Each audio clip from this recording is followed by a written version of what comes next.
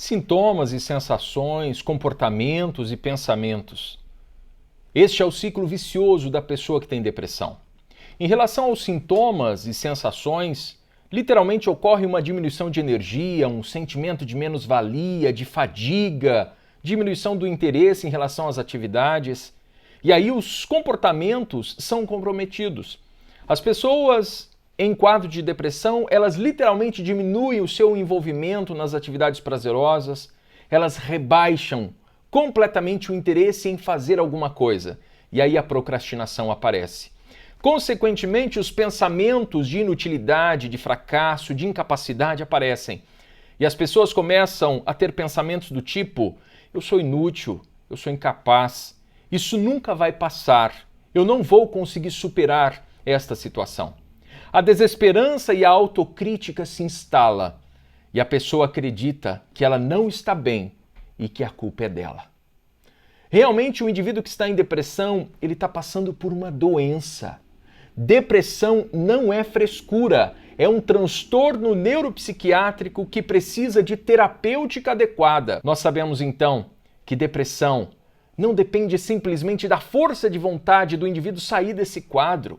Não basta pensar positivo. Existe, obviamente, para o indivíduo que está nesse quadro, uma verdadeira incapacidade de sentir prazer e uma tendência a hipervalorizar eventos negativos.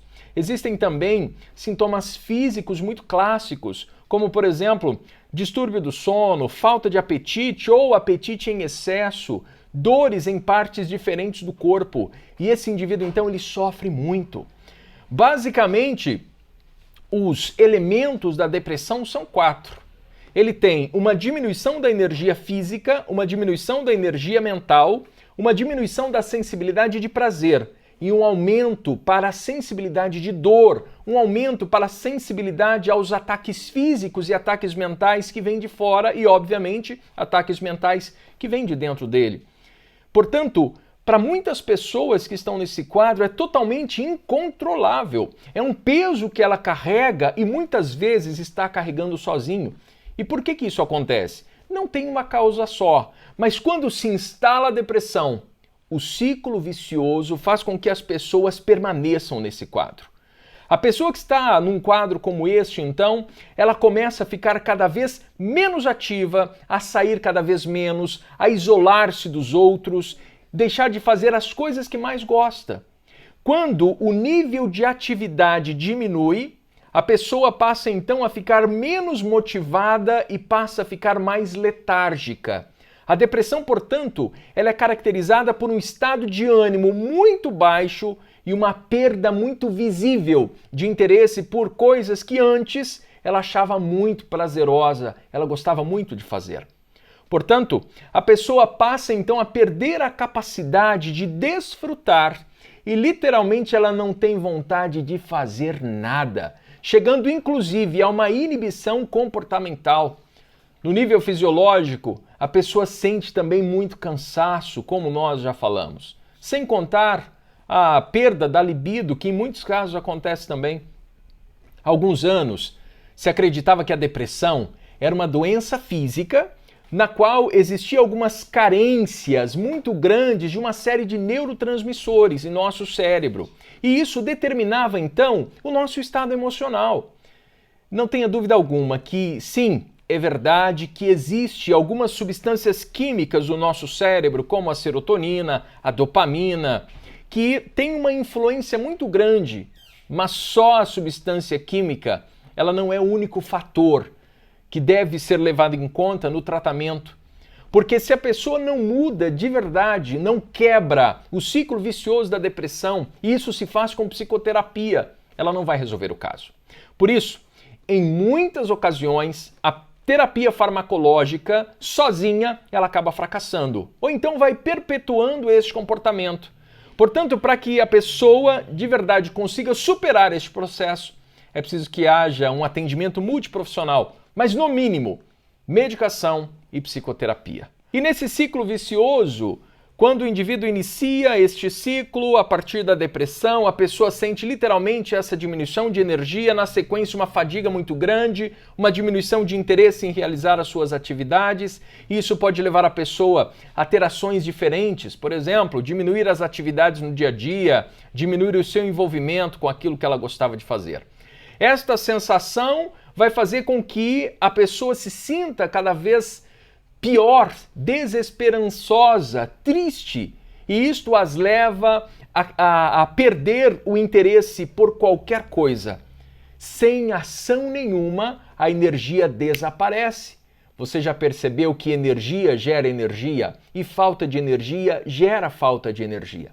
A pessoa passa então a procrastinar as suas responsabilidades, diminuir o autocuidado, deixar para depois, por exemplo, as questões relacionadas ao trabalho, relatórios, trabalho da faculdade. Ela passa a procrastinar e a partir disso ela se isola. Ela passa a desenvolver um isolamento social. Ela se recusa a aceitar convites para conversar, para sair, reuniões, jantares, happy hours, e tudo isso alimenta o quadro depressivo e também pode levar esta pessoa aos pensamentos do tipo: eu não faço nada de útil, eu sou inútil, eu sou um fracassado, eu não faço nada de bom. Então o comportamento dela acaba fortalecendo estes pensamentos. E ainda tem um pensamento que é extremamente tenebroso, que é o pensamento de que isto nunca vai passar e ela nunca vai melhorar. Isso é a desesperança. E aí essa pessoa passa então a receber, porventura, críticas externas, porque ela não está saindo, ela tem pensamentos extremamente negativos, e aí ela passa a acreditar que a culpa realmente é dela. E dessa forma, os sintomas e sensações físicas levam aos comportamentos de abandono, e isso, no quadro depressivo, a leva a pensamentos de desesperança, de autocrítica, e isso vai alimentando o quadro e os interesses todos diminui a motivação, diminui os comportamentos. E para melhorar, como faz? Primeiro passo é identificar o ciclo. O ciclo existe? Sim. Qual parte do ciclo é mais forte?